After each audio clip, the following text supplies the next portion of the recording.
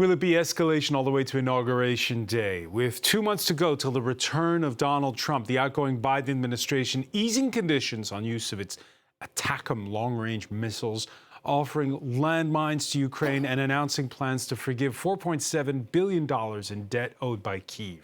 Russia, meanwhile, ratcheting up nuclear threats. And while Washington's dampened Ukraine's initial claims of a first-ever use of intercontinental ballistic missiles by Moscow, it is talking about an experimental one that hit Dnipro this Thursday. The U.S. spooked enough by Russia's muscle flexing to briefly shut its embassy in Kyiv on Wednesday.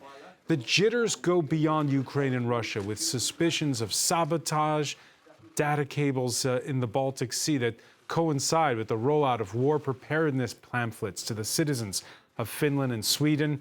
So, is it all spinning out of control, or part of the prelude to the hard bargaining ahead?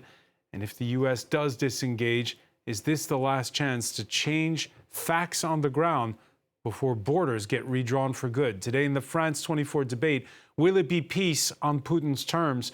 With us, Marie Mondras, professor of political science at the French Political Science Institute, Sciences Po. Your latest book in French, The Permanent War, the Kremlin's Ultimate Strategy. Welcome to the show. Good evening.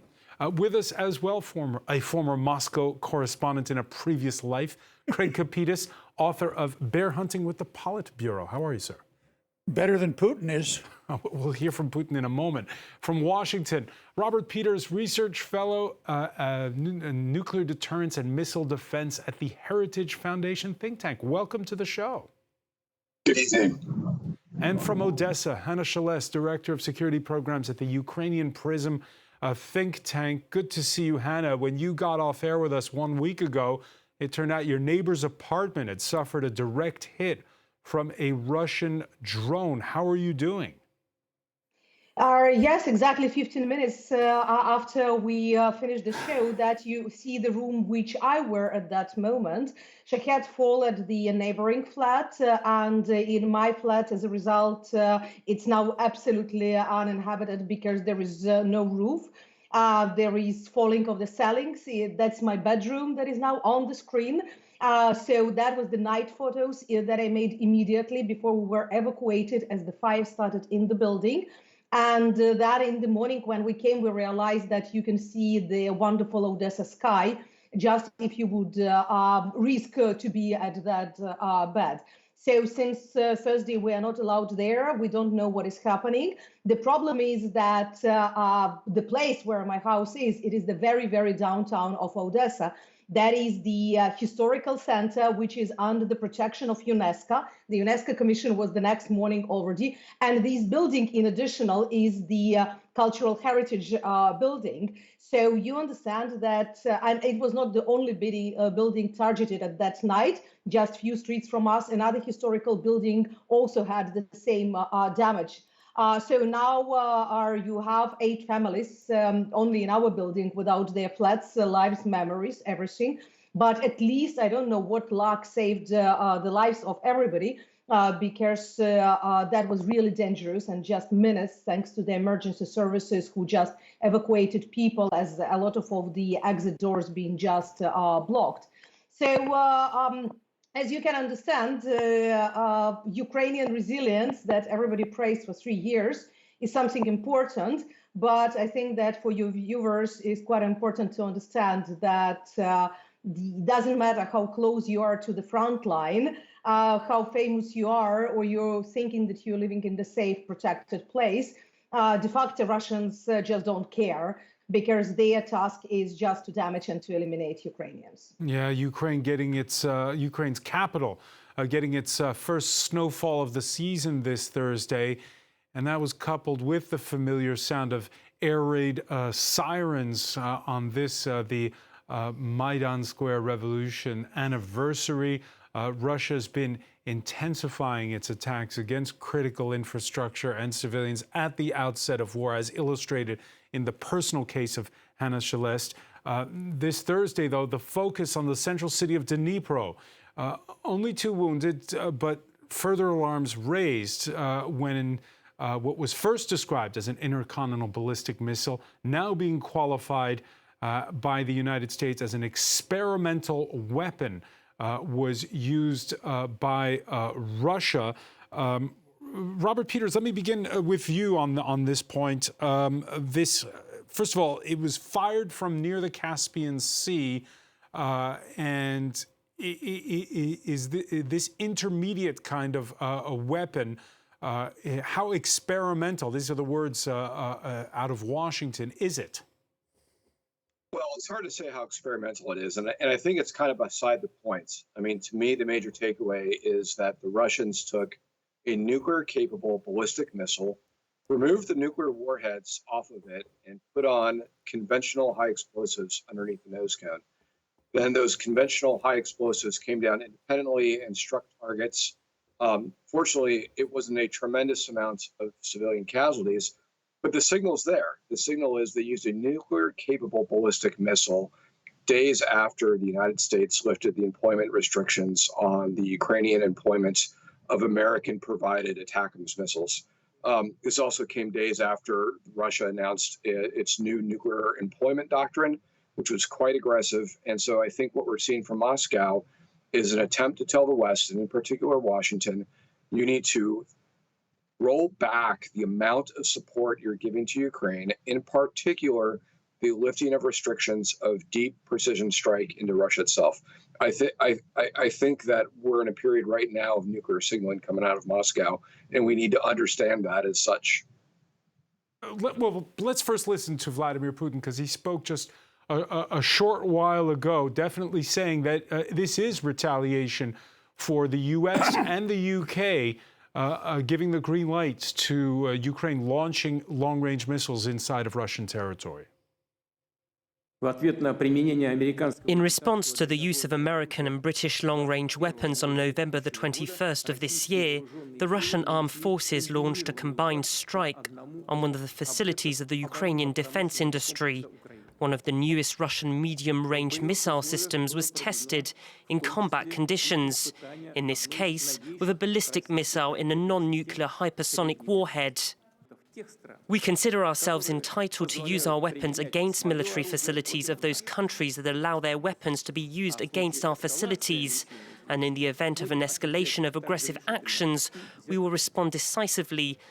I recommend that the ruling elites of those countries that are hatching plans to use their military contingents against Russia seriously think about this. A lot to unpack, Marine Mandras, in that statement. First of all, when he talks about the elites of the nations that are trying to use use their military against the Russians, what does he mean exactly? I don't know. It's propaganda as usual. I don't think we should pay too much attention to what he says. We should retaliate in words to what they say in Moscow. It is their escalation from the very start. Putin is the aggressor, and he's continued the aggression for nearly 3 years. It's 1,000 days of war, and he's playing with us, saying that we escalate. I mean, we have just to reply, and this is simply lies and propaganda. So I would rather we listen to what Volodymyr Zelensky has to say. Do you take his nuclear threats seriously? Well, of course, we need to take them seriously as threats. That is, they have a propaganda and a destabilization effect on us, the allies of Ukraine, and on Ukraine, to try and push more and more of our political elites, our military, our societies, to say, well, maybe we should force Ukraine to negotiate some kind of ceasefire, which of course would be a total disaster for Ukraine and for us in Europe. Craig Kapitas, is the plan by Putin, as described there by Marie, working? Nishagu nazad. Learn your Russian. Nishagu nazad. Not one step backwards. That was the order that Stalin gave to his generals when the Nazis invaded the Soviet Union. And if they didn't follow that order, he shot them and charged the family for the bullet.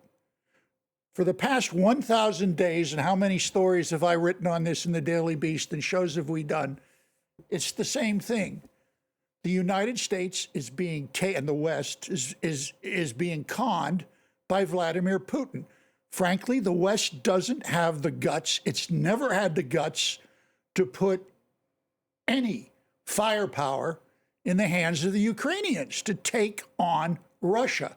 Now we've got 10,000 North Korean troops there, and I'll make you a bet, Professor. 6 months from now, we'll see 110,000 there. He's not going to stop, and he's not going to stop even if there's a peace treaty. People do not study their history. Putin, he's taking candy, like taking candy out of the mouth of a baby, and the Americans fall into it every time. Well, hold on, you say that, but he was pushed back when he tried to take the capital, Kyiv. He wasn't pushed back. Well, Stop it with the playing the game of Risk like we're here having a dinner party. That is nothing. No, Look, it was a huge military defeat for the Russian pulled army back. in the spring of 2022. Has he revised his? Francois, we had how many back bombers coming into Ukraine today? Where was all that American aircraft that we were supposed to have given them, the F-110s, 20s, whatever they're called, to shoot them down? The West has been taken to the kitchen on this. The sanctions I don't agree. have done nothing. I don't agree at all. I think we have been quite good at dealing with what the Russians, or rather Vladimir Putin, because it's really him, what he does to try and terrify the Ukrainians, our allies and friends. Hannah, it's very nice to see you today, to terrify the Ukrainian, terrify their population because of shellings into just no longer being able to fight, and terrifying us, especially, European governments and European societies, into being afraid of nuclear escalation, right? And we have been very good, I think, in Europe, most of our governments, certainly NATO and the EU, to not give in to what is pure threat and no longer Okay, but deterrence. you heard Robert Peters at the outset make the point that Vladimir Putin has his messaging already when it comes to how he talks about nuclear weapons. Is it the same when it comes to NATO? Well, he's been basically saying the same thing for nearly 3 But is years. NATO answering him in the proper manner? The proper manner is what we're doing now, that is to allow the Ukrainian army to use weapons, long-distance weapons, to hit Russian territories. Nonsense. And also, we are continuing and I think accelerating our military support. Certainly, France is doing that, Greece is doing that. And the only response to Putin's escalation, it's not our escalation, is to support more effectively and more Because it rapidly seems like the Ukrainian war effort. It seems like we're having two different conversations at the same time. Let me bring in Robert Peters on this. There's the conversation on conventional warfare and the conversation on nuclear threats. Yes. Are they the one and the same, or are they two different conversations? So they're linked. The United States has provided $174 billion worth of material aid and economic assistance to Ukraine. And they've used that to include fighter aircraft, long-distance precision strike, M1 Abrams main battle tanks. And they've used that, the Ukrainians have used that to kill a significant amount of Russians and stop the invasion. Now, that's linked to the Russian nuclear threats, because Russia's been unable to take Ukraine because of the courageous and effective defense of Ukraine by the Ukrainian armed forces. Now, this frustrates Russia, right? And so that's why they're put back to threatening to use nuclear weapons. One, to achieve some type of operational effect, but two, to try to coerce the West to stop providing assistance to Ukraine. Now, the question for the West is the war in Ukraine worth the prospects of a limited nuclear exchange with Moscow? And that's the conversation going on right now in Western capitals. May I just add one point? Is that we should also ask the following question. And I'm a Russia specialist. I've been going to Russia and Ukraine for many, many years. The question is, does the dictator, Vladimir Putin, who decided to go for this war of aggression against the advice of his own military, can he risk, as an isolated leader, can he risk to use nuclear weapons against a country that is an ally of NATO? That is, we have very close a security partnership with Ukraine. Can he risk it? And honestly, I am not sure he can risk it. Now, the man now... You're not sure, but you're not certain. Well, we can never be certain with Putin. Putin is deranged. I mean, he's a man who wants to destroy Ukraine. It's an impossible goal to achieve. So there's something, so phantasmagoric, I don't know how to say it, about Putin alone, not followed by his military or his advisors, saying 3 years ago that he wanted to annihilate the Ukrainian nation, to denazify, to neutralize, to force the Ukrainians into losing their sovereignty, when we know it's a big country. It's a 40 million plus inhabitant country. So the question we should be asking is, can Vladimir Putin, does he have the capacity to force his military to go for a nuclear risk with NATO? This is the key question for us.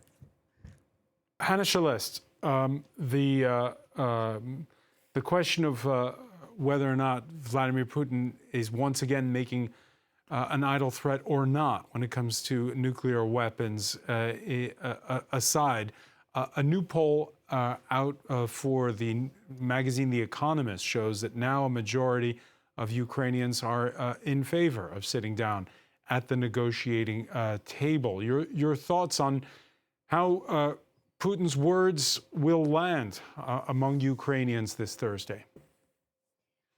First of all, if to return back to the previous conversation, I think that the truth is somewhere in between. Definitely, a lot of our allies within NATO did much more than maybe we even expected. And the delivery of the weapons from the US, from France, from the UK, from other countries, we're extremely grateful. That would be impossible to stand without it. But at the same time, unfortunately, I would not be the same optimistic as Marie, because of several issues. First of all, Putin is not alone. Look at the latest BRICS and how many leaders travel there. When the German chancellor is calling him, he also adds to this feeling of absence of isolation. That's exactly what Putin needs.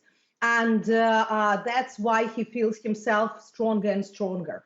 And the second, if in the beginning his military being against it, unfortunately now, it's not only the Russian population, but Russian military who is totally supporting this war. At the 1000th day of this war, in Russian social networks, it was very popular leaflet that was said 1000 days of the Great Patriotic Special Military Operation. And Great Patriotic War, that's how Russians called the Second World War. So you understand this reference, how it became the People's War, and the war for defending Russia. They don't present it as any type of the aggression. That's why now when you follow any of the Russian sources, you understand that Putin supports it. In Ukraine, when you see the sociology that is slightly changing, it's still not a real majority about those who are ready for negotiations. Let's remember, Ukraine was ready for negotiations at the day one. Because we are not aggressors, we are not going to occupy Russian territory.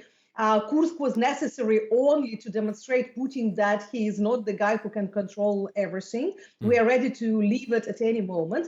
But the problem is that Putin's position has not changed. The conditions that he put, and that is important in this sociology to correlate to answers. Because one answer is, are we ready to start negotiations? Nobody would disagree if Zelensky would meet Putin and talk with him.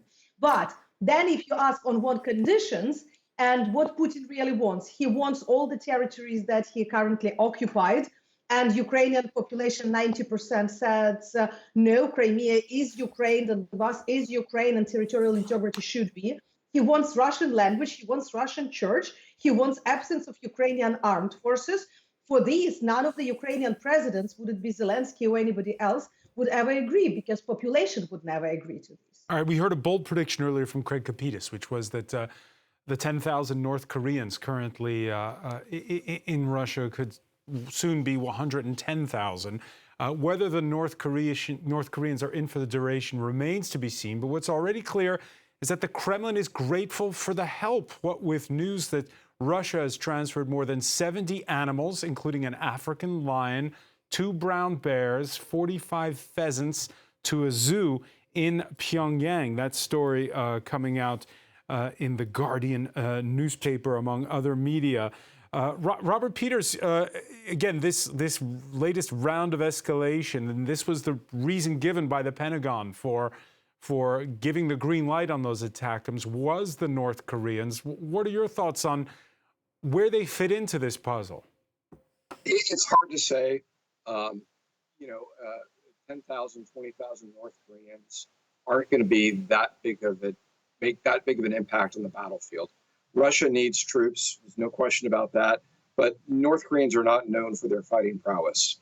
Why the administration chose at this point to lift the restrictions on the employment of Atacms deep into Russia, it's hard to say, in part because there's been no public statement from President Biden on why you've seen the change in employment for American weapons after 2.5 years of this war. So we really don't know. I mean, I think it's very possible you could see up to 50,000 North Koreans fighting in this war. Would have that big of effects?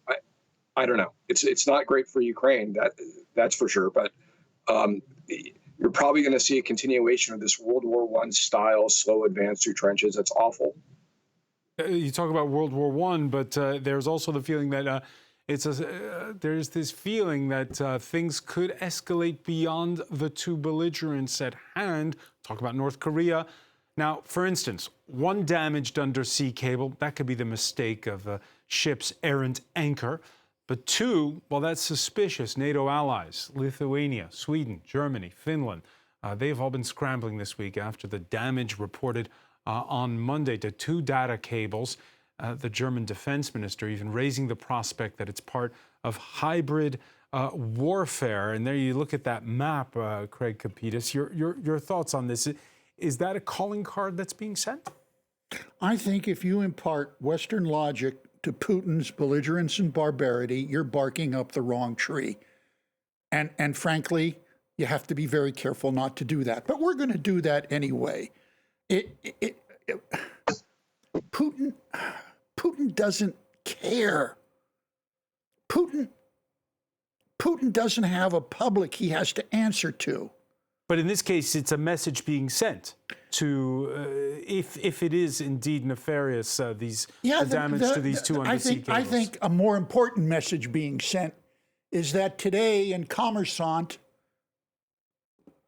reported the newspaper, which I was the co-founder of, I might add, it reported that butter was up 30% in cost over last year, and potatoes were up 65% over last year. And no one's complaining, because no one ever will complain. We sit here and we think, we look at what's happening in the Baltic Sea, and we get, oh, this must be a signal for something. Putin's playing with us. His ideology is sinister. He was not legitimately elected. He is going to do whatever he's going to do, and he's not going to back down in Ukraine. Briefly, last week, the U.S. announced that it was going to let the Ukrainians use long-range weapons. Why didn't they just pick up the phone and call the Kremlin and tell them? Why didn't they just tell the Ukrainians, start shooting? Number 2, just earlier. Because is that what they would have done under the Cold War? Is that what would have happened? All I know is you don't tell the bad guy that you're about to shoot him. You don't do that. That is no military doctrine I know. Number 2, today, Norway announced that it was going to donate $50 million to the Ukrainian defense industry to produce more homemade weapons and increase the rate of production. Well, Putin is now isolated where that money is going to be going, and those places will be bombed, I guarantee you. Why didn't the Norwegians just go to Northrop or some weapons developer and say, here, $50 million worth of new stuff, get it to Ukraine tomorrow and go after the Russians? Our policy, America, the West has not had a sane policy towards Russia since Reagan and Bush the first, in my opinion. They just have not. They don't understand the Russian mindset. 3 years in, Mali Molas, are we any better at reading the Kremlin than when the full-scale... I don't think we need to read a man's mind, especially when the mind is not very sane or reasonable. I think we need to study very closely what they do,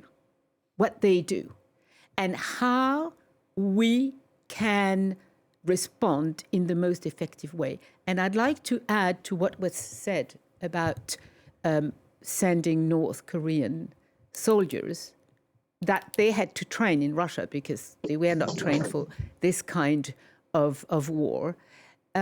It's a sign that the Russian authorities have problems recruiting, mobilizing more young men or older men, or even men who are convicted felons in prisons to go and fight. And I even have more information coming from one of my very good Russian colleague, who is a military expert, who analyzed, the new Putin decision to limit the amount of money that is awarded to the injured men in combat and coming back. So they are trying to save money, and take money away from those soldiers that were injured. It shows that they have financial issues or budget issues. It shows also that the military commanders and the people in the Kremlin who are making those decisions are not aware that their soldiers that are fighting in Ukraine, many of them get injured, killed, etc., that those soldiers, they get the news. You see, they get the news. The hearsay is there, that they will get less money when they come home. And what my Russian colleagues tell me, based, I think, on very serious work, is that the morale is very, very low, and then fewer and fewer people want to go and fight for money. And in many cases, they have to be forced to go. And they are. So what I'm just trying to say is that excuse me. The Russian army. The Daily Beast, we wrote a series on that very issue 6 months ago, a year ago. Oh, they're demoralized. Oh, there's not enough money. Please stop looking at this with Western logic and what some clown stick in the Kremlin is telling us. That's not how the Russians think. Why do you think the Koreans are there? They're just cannon fodder. Cannon fodder. The Russians not also. One step backwards. This is how the Russians think. This has been their historical imperative for centuries. Our problem is how Putin acts and his military commanders act. Yes. That's what matters. You agree with me? I'm glad. The Reuters news agency has been reporting that Vladimir Putin, quoting 5 different sources, you're not going to like this, Craig, they're Russian sources, Vladimir Putin open to discussing a ceasefire deal with Donald Trump, but only if Kyiv abandons its ambition to join NATO. The Kremlin could broadly agree to freeze the conflict. That's the wrong graphic. Apologies for that. The Kremlin could broadly agree to freeze the conflict along the front lines. Hannah Shalest, again, Russia is feeling pain. Is Russia willing to sit down at the bargaining table, I guess, is the first question. To sit on the table is just the first step. It's not the process, and it's definitely not the final result. And here is quite an interesting that when they are saying that to freeze it on the current front line, they are intensifying the attack counteroffensive in Kursk region because they understand that what they expected and what they've been telling, because it is not the first time they put this statement, that they want a total control of the old occupied territories of Donbass and Crimea and newly occupied territories of Zaporizhia and Kherson regions. But before Kursk, they've been just hoping that that would be with them, what is total nonsense.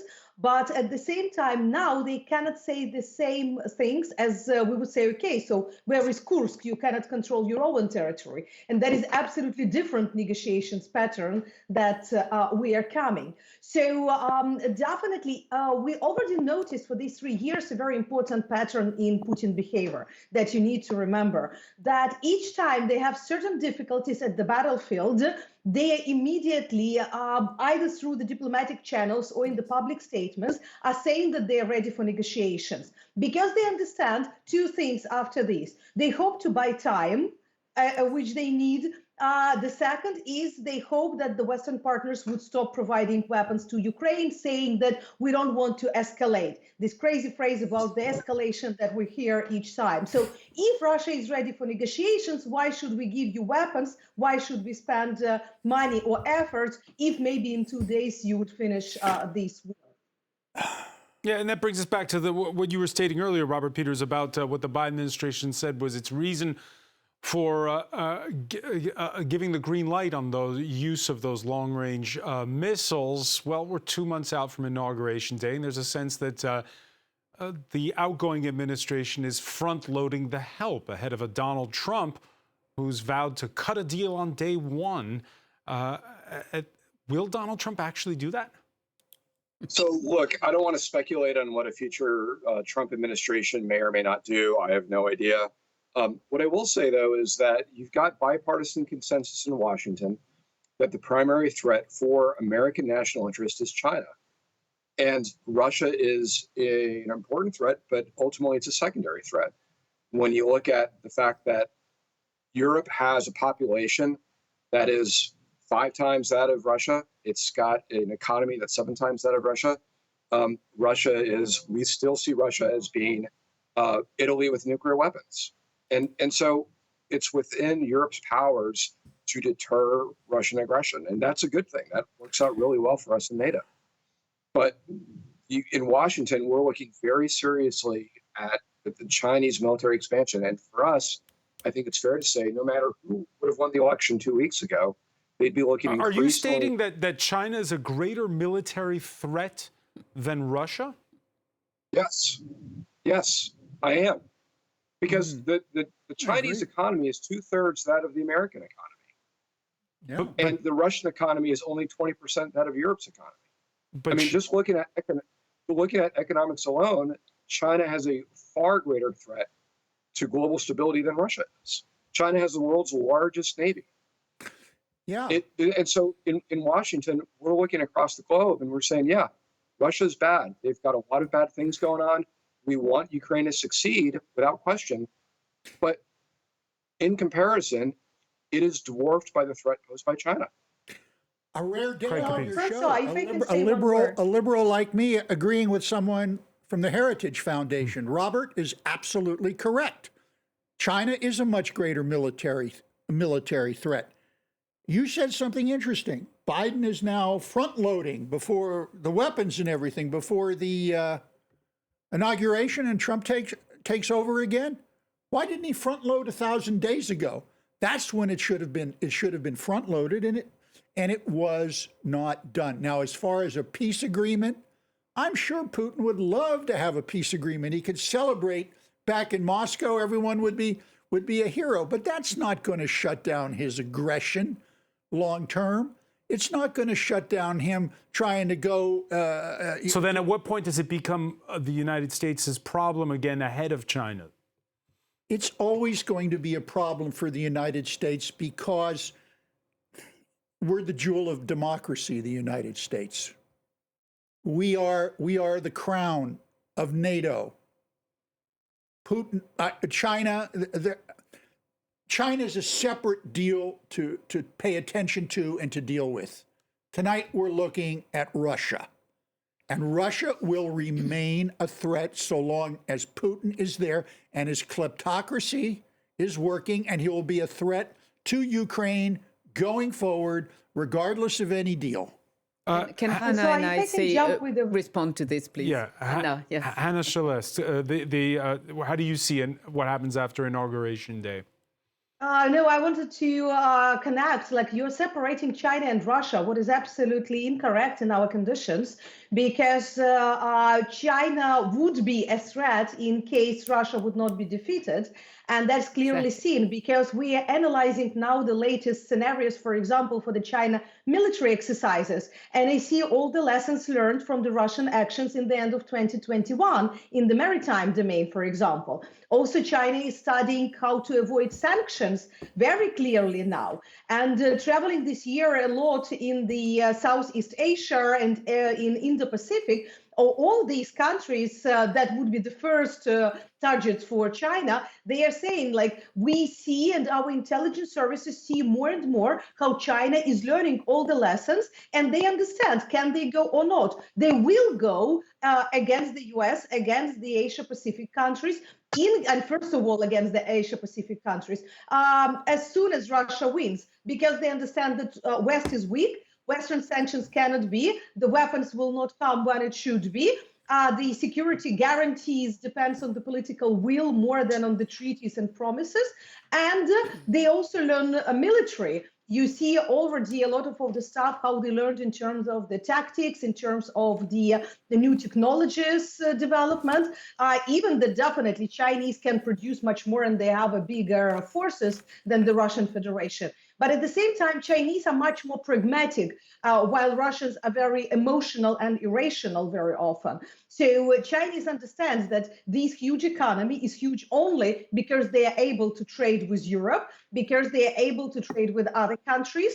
And if they think that the West would be strong and united, they also will think twice should they initiate any aggressive actions or not. So even if we would like to separate these two cases, Russian and Chinese, unfortunately, it is not possible anymore. Marie Mondras, especially because the world is changing ahead of this Inauguration Day in the United States. I have to respond on 2 points. We still sometimes these days mention the West, Western allies, Western security, don't we? We do.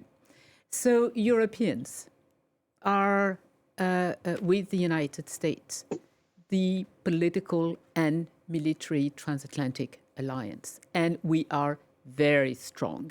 So please do not talk about Washington's priority with China when the United States is so closely interconnected with the Europeans. Okay, this makes no sense. Second, on China, I am in daily contact with colleagues and friends in the United States. I follow political developments, strategic issues every day. And there is no bipartisan consensus that China is the #1 security issue. China is the medium-term economic problem, but I have never heard anybody, and certainly come with this strange idea that the United States would see more of a security threat or a military threat from China today when Russia is waging a monstrous war against a country that had never threatened it. So let's go back to the reality. The reality is that the United States of America cannot let the Europeans find themselves in a situation. Even under a Trump administration. No, I think the Trump administration, it's very difficult. I mean, I think, Robert, in a way, presenting to us the Trump approach. But with Donald Trump, it was the same in 8 years ago. There was a lot that he said and that he couldn't do. So whatever the Trump administration does, first, Congress also makes decisions. Craig and Capitas, that's important. Craig Capitas. And the Europeans have now to work very closely together and continue to work very close with all their counterparts in the United States and Canada. And it's not only the White House. All right, we're running short on time. I just want to ask, because we're speaking on the day when Donald Trump's pick for the Justice Department has quit before his nomination process unfolded. That's good news. What about his defense pick? He's a former Fox News host. He's called Pete Hegseth, and he hasn't really made headlines about pronouncements on Ukraine, but more on calling to fire what he says are woke generals and, talking about a rolling back of diversity rules inside the military. Yeah, he's Donald Trump's Beetle Bailey. If you don't know who Beetle Bailey is, Google it. He's a cartoon soldier. I would like. Will his nomination get confirmed? I have no idea. I would like to defer to Robert, actually, my new comrade at the Heritage Foundation on this China question, because I think you're really wrong, Professor. With I'm sure you think I'm wrong. Robert has the statistics and knows the details of that theater much better than I do. But I just think you're dead wrong on that issue, Professor. But on this issue of which way the administration will go, because we're running short on time, Robert Peters, will Pete Hegseth be the next defense secretary? I have no idea. That's up to the United States Senate, and I don't want to speak for them. The only thing I'll say is, don't take it from me that China's the number one threat. Take it from President Biden and his 2022 National Defense Strategy and National Security Strategy, as well as President Trump's 2018 National Defense Strategy, which prioritizes China as the number one threat to the United States. It was before the war of aggression of 2022. Hannah Shalez, just this was after the invasion. Hannah Shalez, just quickly, a final word on what happens now in the coming days and really over the next 2 months ahead of that inauguration. We already have the intensification of the fire from the Russian side. So starting from the last week, we have very heavy shellings. On Friday, that's been the biggest since August with 120 missiles. We have these new so-called experimental weapons being used. And we see the intensification of the fighting in Kursk region and on the east. So that would be, unfortunately, the reality of the next months, at least as much as Russians would have forces. Let's see how effective would be the strikes that are happening now against the Russian territory with the American and French missiles that targeted, especially today, a very important part in the Kursk region. And the situation on the battlefield would probably defy what would be the situation in the end of January in case any telephone conversation between Putin and Trump would continue, and what would be at the negotiation table. Unfortunately, only the battlefield really defined the starting position. All right, much will happen between now and January the 20th. I want to thank you, Hannah Shalez, for being with us from Odessa in Ukraine. I want to thank Robert Peters in Washington, Marie Mondras, Craig Capitas. Thank you for being with us here in the France 24 debate.